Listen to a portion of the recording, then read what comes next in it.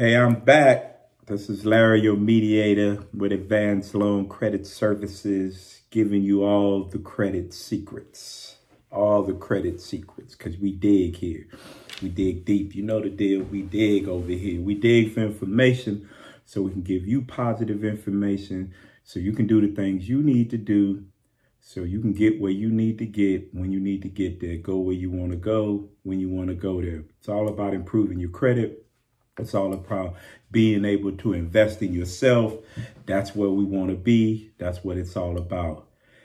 Hey, this is time, man. All these people, out of work, record numbers of people. We're going back to the Great Depression.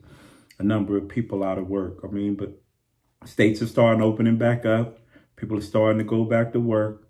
I noticed it in California because that traffic's starting to be like, it's getting ridiculous, but it is what it is. I'm glad to see people getting back to work, but let's get back to business. It's all about taking care of our credit, making sure that we know how to continually grow our credit, be able to leverage our credit, and be able to continue to invest in ourselves. If you got a great credit score, you have an opportunity to really be investing in yourself and know how to leverage your good credit. And I'm going to have some classes on that.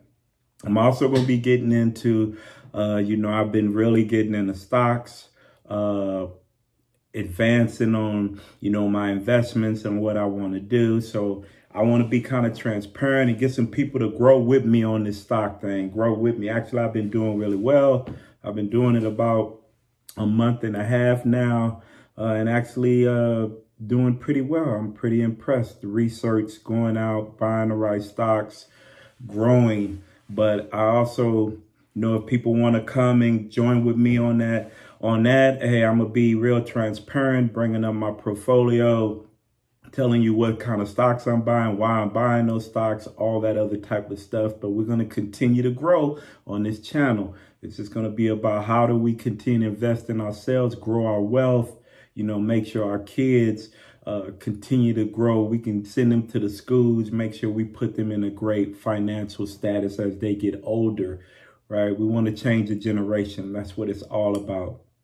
Giving back, changing the generation. Giving back, changing the generation. So today we have an exciting class. We're going to talk about a couple things. We're going to talk about disputing medical debt. We're going to talk about disputing regular collection debt.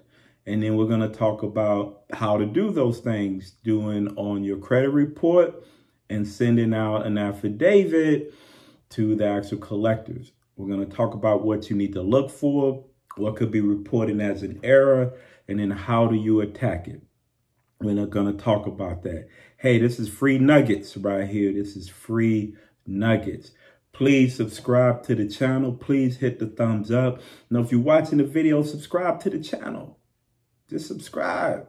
It may be something that come up that may be a good hit that you may miss out on. So please subscribe to the channel. We want to grow this channel. We want to continue to grow, continue to put out good information, all that other time. I'm not holding back all this good information. A lot of people in my industry, they're not going to tell you all this stuff. They want you to come to them, pay for the service, right? It's me, I'm going to still give it to you. Now, if you want me to do it, I'll do it for you, but I'm still going to give the nuggets. All I'm asking for you to do, subscribe to the channel.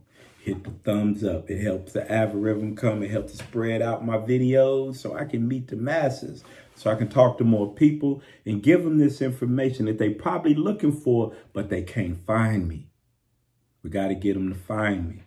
So, hey, let's dig down. We're going to talk about a couple things. We're going to talk about, again, we're going to talk about medical debt. We're going to talk about the Hipaa Hospital Insurance Probability and Accountability Act. We're going to talk about how you can use that in your favor. And then we're going to talk about some of the violations when it looks on your credit report, how to challenge them with an affidavit. I'm going to go over that with you. And then we're going to also talk about non-medical debt, using an affidavit, things you need to look for on your credit report. And then we'll wrap it up with a little conclusion, a little talk. And then we just call it for a day and start working on my next video for y'all. So I'm excited. But anyway, let's get into it. We're going to start off with things that a lot of people have is medical debt, medical collections on their credit report. And usually medical debts don't hit your credit report until it's a collection.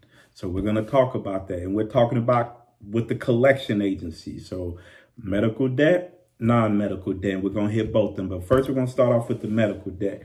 So I'm going to read a couple things. We're going to get this disclaimer out the way because I'm tired of people getting this bad information.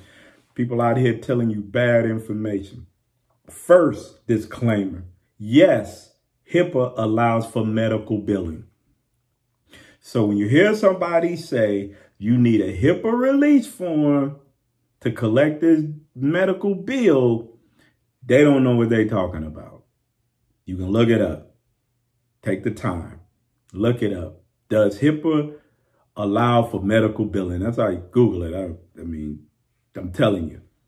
So sometimes you got to dig, research, don't just listen. Sometimes people are just trying to, they hear it from somebody else. They don't even look it up, and then they pass on bad information. But we don't do that on Advanced Loan Credit Services. We don't do that on Credit Secrets. We're going to get the right answer, and we're going to bring it to you. So you ain't got to be making yourself sending in a dispute letter or sending a validation to a collection company asking for a Hipaa release form. Because when you do that, they know you don't know nothing what you're talking about. They don't even know what they're talking about. So let's go and send them this other information because you lost and you don't even know. So, but we're gonna straighten you out. Today, you're gonna get straightened out. You're gonna get straightened out how to deal with these collection agencies. So we got that out the way. One of the most confusing things about debt to understand, this is a lot of bad information circulating out there about, Hipaa release and medical debt. But we're going to cover all that. Again, if somebody's telling you to get a Hipaa release form, they wrong and they don't know what they're talking about. And if they say they could do it, send them my way and I'll show them that what they're asking for is wasting your time and the collection agency's time. That's all you're doing. You're not getting any results behind that. So don't let nobody tell you that. I can show it to you. You can look it up. They'll tell you. All right. But now let's talk about the positive things about Hipaa and challenging debt collection company. So with Hipaa, patients have more privacy with third-party collectors than other collection debts. Because of the nature of medical information, you have a lot more privacy, a lot more restrictions on that collection company. They got to be very, very careful how they deal with you. Because one slip up, it's a wrap, and they could have some serious fines because Hipaa has some serious fines that are related to it. So that's the one thing that's working on your side. They have to be very careful about how they deal with medical debt. Medical collections may have become more difficult to collect because of the privacy rules with medical laws. Hipaa policy rules require a compliant business associate agreement with vendors prior to giving out the PHI. What is the PHI? Public health information, right? So you got to make sure, and we're going to cover all this stuff you need to put in. I'll put in my affidavits and go after these people, right? To make sure they understand that I know what I'm talking about. You better be doing the right thing, right? So just understand that Hipaa policy requires a collection company to be in compliant with the business associate agreement with vendors prior to giving to PHI. This is required to collection companies or billing firms. Collection companies or billing firms to reasonably limit the amount of information disclosed for such purposes and the minimum necessary, as well as to abide by reasonable requests for confidentiality communication. See, we're getting deep. We're getting deep. That's why they have to be very careful when they send you information about a medical debt they are trying to collect on. One slip, They could put on there, they have you getting, it says that you would subscribe some medicine. They have violated HIPAA. You got them. You know, or they say something about a procedure you got, violated HIPAA. You got them. Right? The thing is with collection companies is there may be an employer that really doesn't understand all the HIPAA laws and may make a mistake sending you the wrong information. When you get it, you should just smile because you got them. You got them.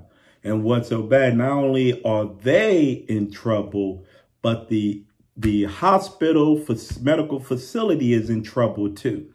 So 2 people are on the hook. 2 people are in violation of HIPAA. And those are some serious fines, and they don't want to deal with those fines. So just look at anything they send you when it's done and know how to ask. And we're going to cover what kind of information you ask for when your collection agency comes sending you some letter about you owe this medical debt. You're going to come with some serious, strong information, and we're going to go over that. So this, because of how strict everything is with this HIPAA and the regulation and cover, this could be a loophole for debtors against collection agents because collection employees often have not that much information and could basically make a mistake. And that's what you need to be paying attention to, right? You need to be making sure the information they give you, somebody didn't make a mistake. Another thing you need to understand, a collection agency cannot place anything on your credit report from 180 days. When that service and they receive that collection, you got 180 days to take care of that. It's called the grace period. It's covered in the Fair Credit Reporting Act. It's called the grace period. The reason they came now, collection agencies were getting collection debt and just placing them on people's credit report. You know, 3 weeks, a month, and just popping it on people's credit report. And that was wrong. That was wrong. They didn't allow the consumer to take care of the debt. Was it still in processing with the medical insurance company? A lot of things. Placing that debt on people's credit report, messing up their credit score. So the Fair Credit Reporting Act implemented what they call the grace period, and you got 180 days before they place that. So here you go. Now think of this. You look at your credit report, collection agency received that, and they received that debt because another nugget, date of open is the date they received it. That's the date they received that collection account. So 6 months from there, they need to be making sure they give you enough time to pay that debt. So if it comes in on August the 1st, you see August the 1st, 2019, and then December, and then they put it on your credit report, December the 1st, 2019, they did not allow you the 180 days, and you can get that removed. Please look at that on your credit report. You have to know that they have to give you 180 days or 6 months. Now I'm about to give you another little nugget. About to give you something else. Another credit secret. Collection agencies on medical debt, even non-medical debt, cannot say on your payment status, late 120 days, late 90 days, none of that. They cannot do that. It is an error in reporting. They are not the original creditor. You possibly never even made a payment to them, so how could you be 120 days behind? They are not the original. That's an error. You should attack that. So think of this. They put something on your credit report. It's not even 180 days or 6 months late, and they put on there that you are late 120 days. That is 2 errors that are reported on that account, and you should be attacking both of them. Right? Don't put a whole bunch of other stuff that looks right or anything. You attack what those negative items are, right? And we're going to cover how you do that on your dispute letters. We're going to cover that. So that's another thing you need to look at, right? Definitely look at that. Those errors are something else. You got to know what they're doing, and then you need to understand why. So Metro 2 is the guidelines for creditors, collection agencies placing information. It tells you that. And K1 tells you that. It tells you that, oh, the other nugget, I'm skipping something. I'm working on a third nugget. Now, a collection agency has their name up, and then they don't have the original creditor name next to it. That is an error, because as a consumer, you need to know who the original creditor or the original creditor is that the collection company is trying to collect for. Even though they're a debt buyer, they bought that debt, they still have to have the original credit up there. So if it's Midland Funding and they're collecting for Capital One, it should be Midland Funding, parentheses, for Capital One. They have to have that. Unless your state stipulates it does not have to have that. You have to look up in your state to see, but most states require that. Because as a consumer, you need to know who are they collecting for, or who are they saying you the original creditor is for. So 3 things: they must provide the original creditor. They cannot put that you're late 120 days on payment status. They cannot put it on your credit report before 180 days or 6 months. 3 nuggets, 3 things they can't do. Okay, so we hit that. We definitely hit that. Now, let's go to the ones that are not. They're not medical debt. They're just collections. Same thing applies. But they have way more leeway, right? That's not a medical debt. So you definitely need to pay attention to all the entries on there. Look at the date of activity. Look at the last payment date. Look at the balance. Look at the payment status. Look at the account status. All those things you have to look at. You have to look at them and see. I've seen credit reports where the open date says 2018, but the last payment says December 2016. So how can the last payment be before the account was ever even opened? And sometimes collection accounts are entered incorrectly. That's how you challenge it. Look at those dates. Look at the last payment date. Look at the date was open. Look at the last activity date. See, are they in line?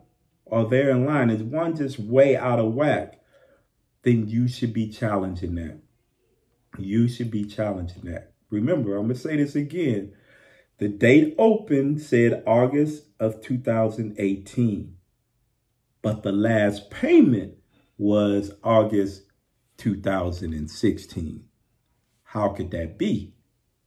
How could your last payment be before the account was ever even opened? So there's little things like that you have to look at.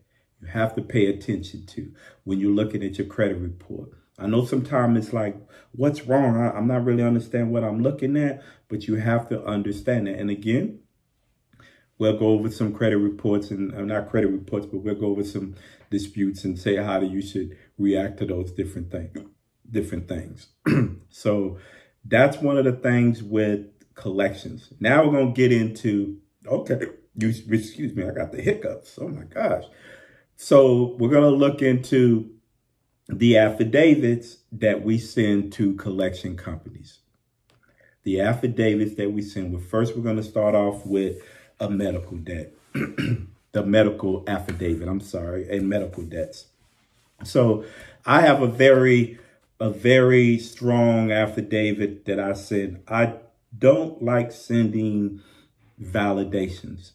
It's bland, doesn't ask enough questions, even though could be considered a validation, which it is, but all mine say affidavit, and within there it may say requesting validation, but this is an affidavit, right? Because I am asking, and they are saying that they are abiding by all these rules and regulations. They agree that, yes, we are abiding by all these rules and regulations. Because if they're not, and they know that you're asking specific questions and they're not, most likely they're going to remove that off your credit report, because collection agency is about making money and they're not trying to be sued, right? So that's why it's extremely important. So on my affidavits, I always start off with the affidavit, the collection name, address, account number, and the original creditor, right? Requesting a purchase agreement. The first thing I say is requesting a purchase agreement, including a signed agreement and all statements and account information to establish ownership of the validate debt. Remember, a collection company, especially on a non-medical debt, if they're a debt buyer, they have to own the debt. They have to have a purchase agreement, a title saying that they purchased this agreement from Capital One, American Express, and all the provisions that covered that buying of that debt, which gives them a legal right to collect it. So again, when somebody tells you don't pay debt collector, be careful, they may have a legal right. Next thing you know, you could be up in somebody's court, right? And that's what you want to avoid, right? So the next thing I always go where I say he or she is an officer, the collection company name, as an officer or agent of the collection company name. He or she has the authority to execute this affidavit on behalf of the collection company name and bind the company individuals to its provisions. Then I go on to say the collection company follow the laws regarding the Fair Debt Collection Practice Act, the Fair Credit Billing Act, your state Fair Debt Collection Practice Act, and any other acts that may be provided in your state, California, maybe the Rosenthal Act. Then I go on to say this collection understands that verification and ownership of the alleged debt is by affidavit, sworn statement, pre the Fair Debt Collection Practice Act, FTC, that this affidavit must be notarized to become a valid verification.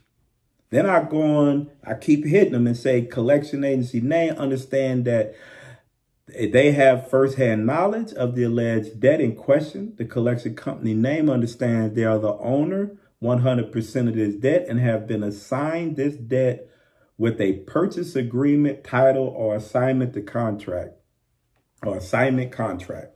right? So some got to be either they were affiliated with the original creditor, they gave them a right to collect with an assignment contract, or they bought that debt. They bought it with either a purchase agreement or a title, right? That lays out all the provisions of that purchase that they had between the original creditor and the collection agency, right? And we keep digging in more. The collector understands they have accepted all accounting procedures, policies, procedures governing this debt and are bonded by its provisions. The collection company name has been given full disclosure to validate that the consumer's name entered into an agreement with the original creditor. All that stuff needs to happen. Then we keep hitting them. The collector understands the buyer of this debt has been assigned this debt, obtained the rights to collect this debt, and have obtained a purchase agreement / title naming the debtor, whoever the consumer is, their name. The purchase agreement will determine the accuracy of this debt in question. So we're still hitting them because we still want this information. We don't send me no bill, because a bill of a debt don't tell me that you own the debt. That's just saying you got information on the debt. That's not letting me know you own this debt. And then we go in to say understands that a photocopy is not acceptable, and that the Fair Trade Commission has stated that this photocopy or general ledger is not evidence of the debt. The collection company name rights to collect this debt. A copy of the bill is not acceptable to claiming you own a debt or I owe you the debt. right? And then we get into, I understand that sending unsubstantiated demands for payment through the U.S. mail system might constitute mail fraud. So if you don't own this debt, you don't have really a right to it, and you also call through the mail saying to pay you this debt, that could be constituted as mail fraud, right? I want to make sure that's in there so they understand that, right? And then I put on there that the collection understand the failure to respond by verifying sworn statement to one point within 30 days to satisfy this request within the Fair Debt Collection Practice Act will be constituted as my absolute waiver of any and all claims against the alleged debt and my tax agreement to compensation debtor for costs and legal fees. Then I go in and say even more. It is understood the verification is defined by Black Law Definition, Edition 6, as follows. Confirmation of correctness, truth, authenticity, by affidavit, oath, or disposition. The affidavit is the affidavit of truth in matter states the object of the verification is to assume good faith or statement of party. That is just for the collection agency. And then page 2 is where it's really your page. This is where you sign. If you want to get it notarized, this is where you get it notarized and you mail it off certified mail. And then you go in and say establishing ownership validation of debt sent to your name. Your name is requesting the purchase agreement title that will provide ownership of this debt and validation. The consumer name, is requesting all accounting ledger, all business records associated with this account, since that will explain the debt in question.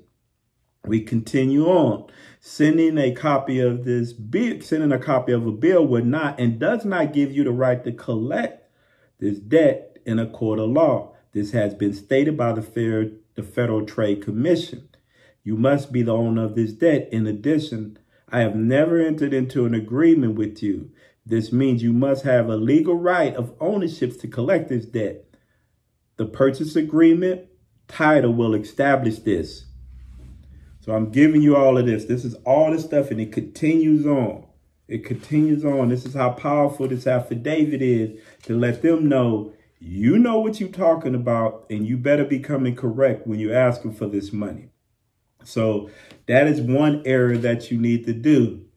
Now, let's head over to the Hipaa affidavit, which is a little different because now we're talking about Hipaa. So we're going to get into that. Now, so affidavit, we're going to go, you got a company address, account number, come now. And then it has the collection company name, the underassigned affiant, duty sworn on oath, and state the following. So we're going to get into some of this.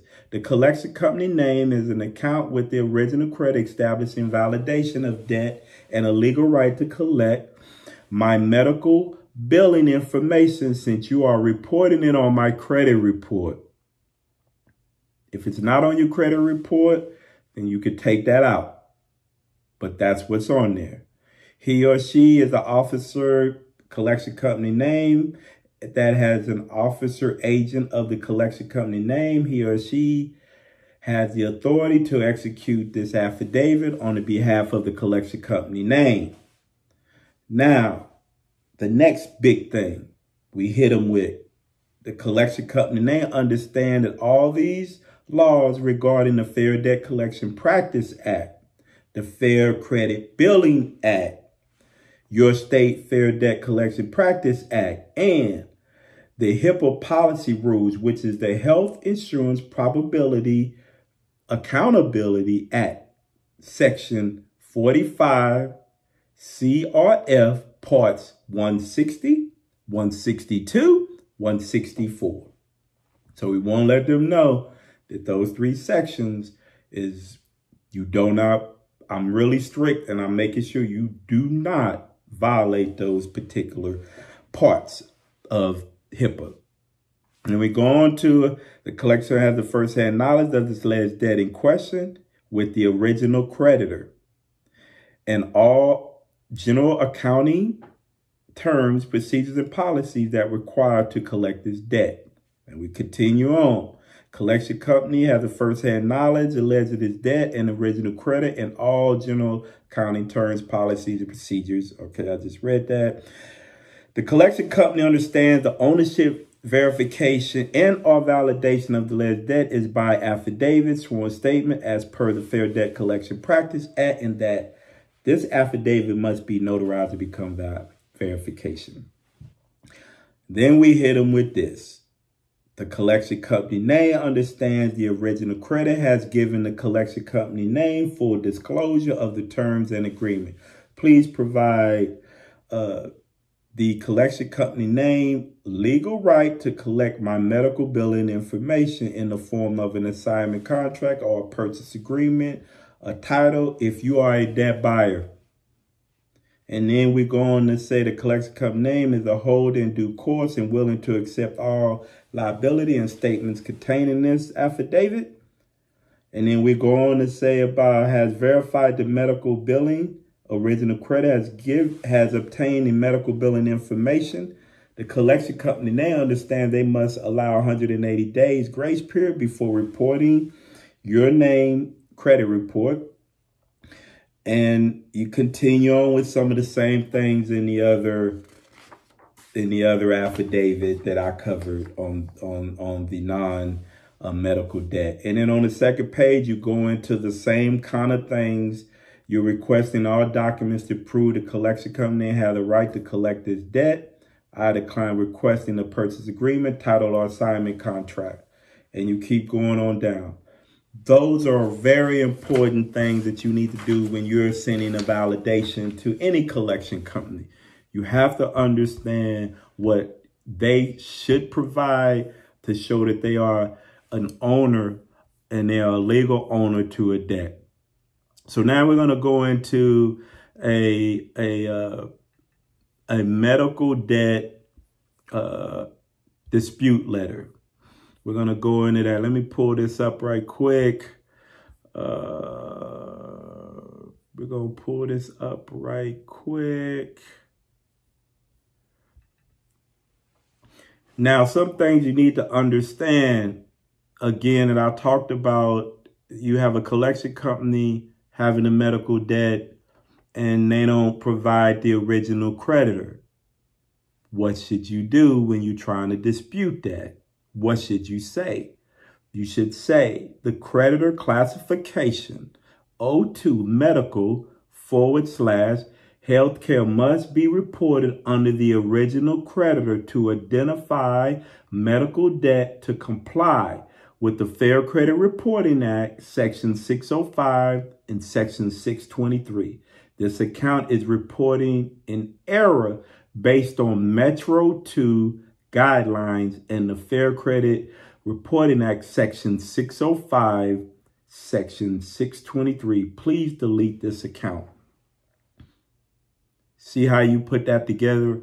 How you looked at the sections. They know what you're talking about. You're specific about what is the error. You're doing actual disputing. So you're not throwing up in the air about what you're disputing. You're doing an actual dispute with something that's reporting an error. That should get deleted off your account. You see that? Same way if they're reporting a late 120 days. They cannot do that. They cannot report that. You report that as under Metro 2 reporting guidelines. This area should be blank. They are the collection company name. It's not the original creditor. Therefore, cannot be reporting a late payment of 120 days. Please delete this inaccurate account. So there's things that you can do. You have to dispute accurate information that you know that is in error. Those are the things you have to look for. You have to look for those things. The same way I told you earlier, they got to open date. That's in 2018. I got a last payment in 2016. That can't happen. So, but anyway, I just kind of want to cover some of this stuff. I don't want this video to be too long. Y'all don't want to hang in for the long haul. You got any questions, please leave a comment. Please hit the thumbs up. You got a question about how do you dispute something, please don't hesitate to ask the question. Just heads up, I am putting together a very comprehensive, a very detailed credit repair package. Actually, I've already done a video on it. I'll be posting it. I'm getting it all together. And it's very, very inexpensive. Very, very inexpensive. I could tell you right now, it's going to be about $39.99, and it's going to have all this information in it. Tons of information, dispute letters, freeze forms from all the data furnishers. It's going to have affidavits. It's going to have all the rules. It's going to tell you about Metro 2 reporting. It's going to break down that. It's going to have the dispute codes. It's going to have everything in there, everything that you can lay out, and you will know exactly how to dispute. Not guess, but have actual information to help you put together a great dispute letter, challenge the debt collectors, make sure you get all those nasty collections off your credit report. And that's what's so important. But this is coming soon. I've been working on this. I've been doing so much research the last 3 years, and I did not want to put some generic stuff out there. Believe me, I've been in your shoes. I've seen all the stuff. I bought some of them generic plans, and I was like, oh my gosh, I could never do that. So anything that I put out there, it's going to be something great, just because that's how I flow. I don't have to do nothing. I come hard every day. So I'm telling you, I want to put something out that's going to be very detailed, very comprehensive, something that you can follow with a lot of good information. And you're not going to use a template. You're going to have the information, and you're going to write your own credit dispute letter based on that information. Write it with a pencil. Change the fonts. All kind of other things to make yours an original dispute. Never take somebody else's dispute letter, just fill it in and send it off. Believe me, if he sold it to you, he sold it to 500 other people, it's going to go through the Oscar, and it's probably going to kick it out, and you're not going to get a proper investigation of your dispute. So I would never tell you these things you're giving. I'm giving you information so you'll be able to take that information, create your own dispute letter. That's what it's all about. And that's how you become effective with getting stuff removed, cleaning up your credit report. I'm going to talk more about building credit, building your credit. Again, I'm going to be talking about investing. You know, we're trying to grow on this channel. We're trying to hit more than one thing. So, hey, I appreciate your time. Please hit the thumbs up. Please subscribe to the channel, man. We got to grow this channel. We got to grow it so it'll send it out. There's people looking for this information out there, and I look for it, and it's hard for me to find it because people are not giving out this type of information. If they have it, they don't even want it. They don't want you to have it because they want you to come to them and pay them monthly payments. I'm just not down with all that. I want to give you all the nuggets. I want to feed you. Lobster, that's what I want to feed you. Lobster and some wine. But anyway, I appreciate your time. Appreciate you taking this time to hang out with me, listen to me babble, and talk about credit. So I appreciate all you do. Hey, please stay safe out there. Again, this is Larry with Advanced Loan Credit Services. You can hit in the description. You get my email. Please leave me a message if you have something, and I definitely will be proud to respond to you. I'll be proud to respond. But thank you very much for spending time with Larry, your mediator with credit secrets and advanced loan credit services. Thank you. And we out.